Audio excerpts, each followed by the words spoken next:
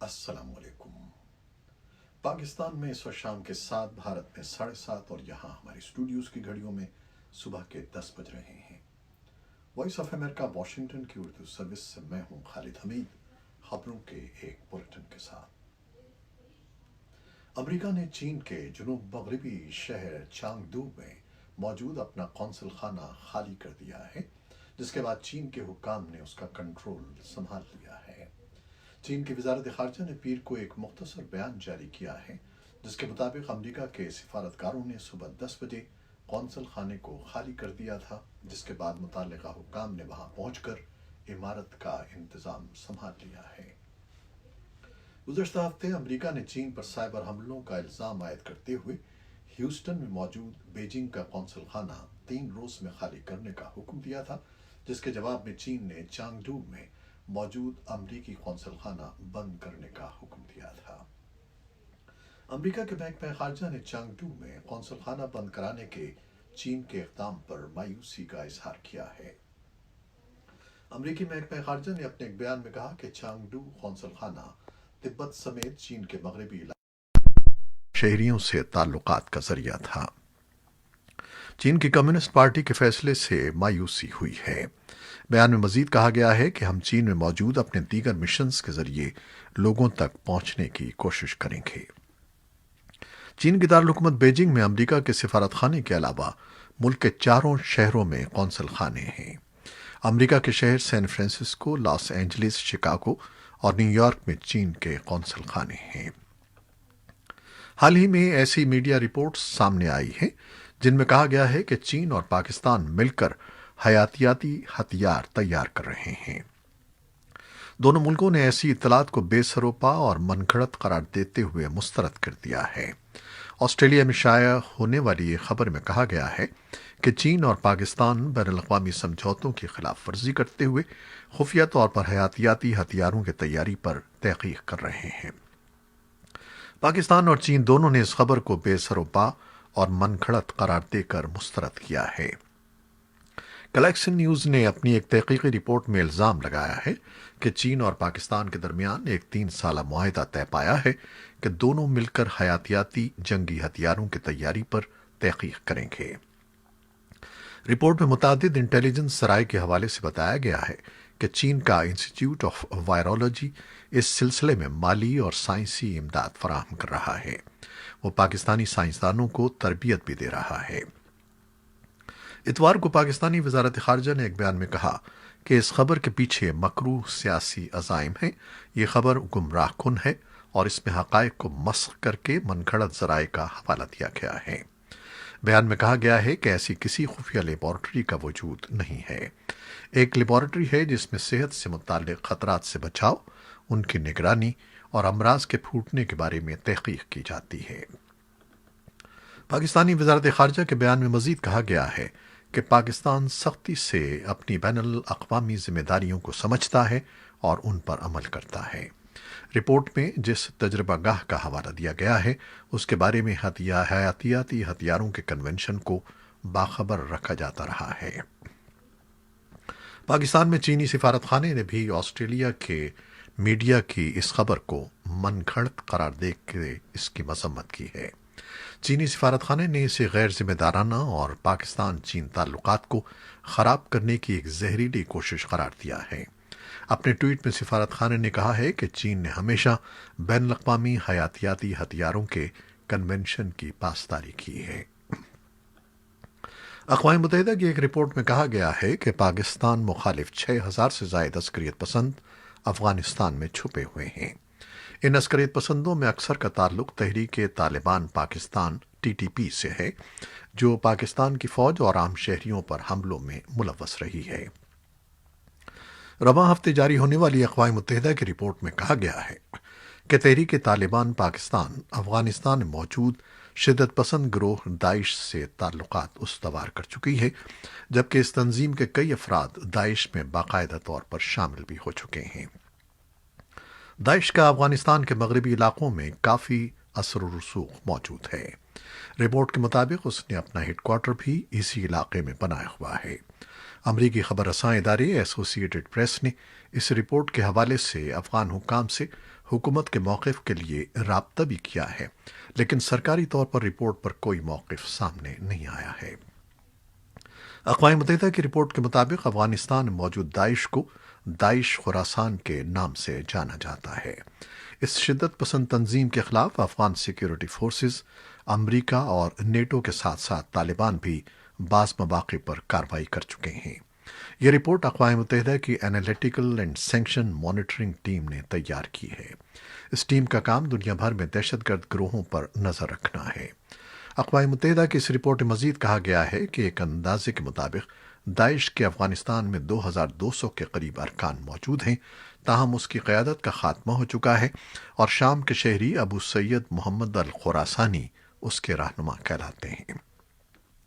पाकिस्तान मुतअद्दिद बार ये दावा कर चुका है कि पाक अफ़गान सरहद के करीब सरहद पार से उसकी सिक्योरिटी तंसीबात ये चौकियों पर हमले किए गए हैं। टीटीपी ने पाकिस्तान में सबसे दहशतनाक हमला दिसंबर सन 2014 में पेशावर के आर्मी पब्लिक स्कूल पर किया था। इस हमले में 132 बच्चों समेत 150 के करीब अफराद मारे गए थे। पाकिस्तान ने 25 अगस्त सन 2008 को तहरीक तालिबान पाकिस्तान पर पाबंदी आयद कर दी थी और उसे कलअदम तंजीमों में शामिल किया था।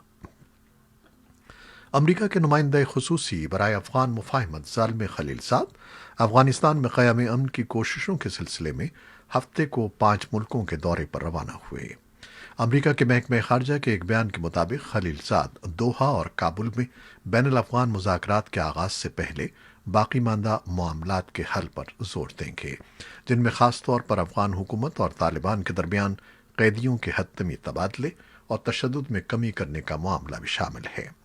जबकि इस्लामाबाद के दौरे में खलीलज़ाद बैनुल अफ़गान मुज़ाकरात को आगे बढ़ाने के लिए पाकिस्तान की हिमायत हासिल करने की कोशिश करेंगे और ओस्लो और सोफिया के दौरे में खलीलज़ाद मगरबी दिफाई इत्तेहाद नेटो के नुमाइंदों को अफ़गान अमन अमल के हवाले से होने वाली पेशरफ्त के बारे में आगाह करेंगे। अफ़गानिस्तान में कौमी मुफाहमत की हाई कौंसिल के एहलकारों का कहना है कि अफ़गान हुकूमत ईद उल अज़हा के दिन फायरबंदी बरकरार रखने के लिए तैयार है। उन्होंने उम्मीद जाहिर की कि तालिबान की तरफ से भी ऐसा ही किया जाएगा। काउंसिल के तर्जमान फरीदून खाखून ने उम्मीद जाहिर की है कि अमरीकी खुसूसी नुमाइंदे ज़ालिम खलीलज़ाद के इलाके के दौरे में कैदियों की रिहाई से मुताल्लिक़ तातुल दूर हो जाएगा। वज़ारत दाखिला के तर्जमान तारिक आरियान का कहना है कि तालिबान ने हालिया हफ्तों के दौरान पुरतशद्दुद हमलों में 34% इजाफा कर दिया है।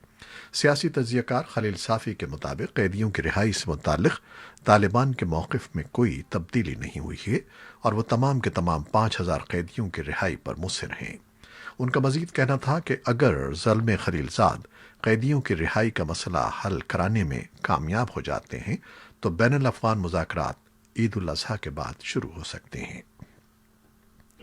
अफ़गानिस्तान के साथ मसरूफ़ तरीन गुज़रगाह तोरखम से मुल्हिक़ा कस्बे लंडीकोतल के 3 मुख्तलिफ जगहों पर सोमवार के रोज़ होने वाले एहतजाजी मुज़ाहरों के बाइस बैनुल अक़वामी शाहराह हर किस्म की आमद-ओ-रफ़्त के लिए बंद है और दोनों हमसाया मुमालिक के दरमियान दोतरफ़ा तिजारत का सिलसिला मुअत्तल रहा।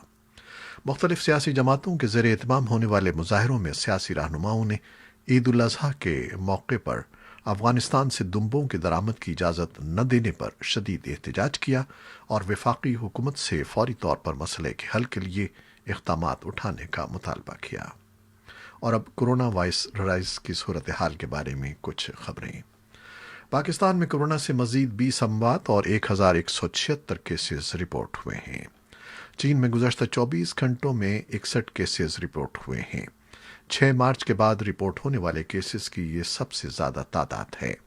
ऑस्ट्रेलिया की रियासत विक्टोरिया में कोरोना वायरस के रिकॉर्ड 532 केसेस रिपोर्ट हुए हैं। हुक्काम ने लॉकडाउन में तौसी का इंदिया दिया है। अमेरिका की रियासत फ्लोरिडा में रिकॉर्ड 9300 केसेस रिपोर्ट हुए हैं। पाकिस्तान के वज़ीर-ए-आज़म इमरान खान ने कहा है कि इतवार को कोरोना वायरस से कम अमवात हुई, हस्पतालों पर भी दबाव में कमी हुई है।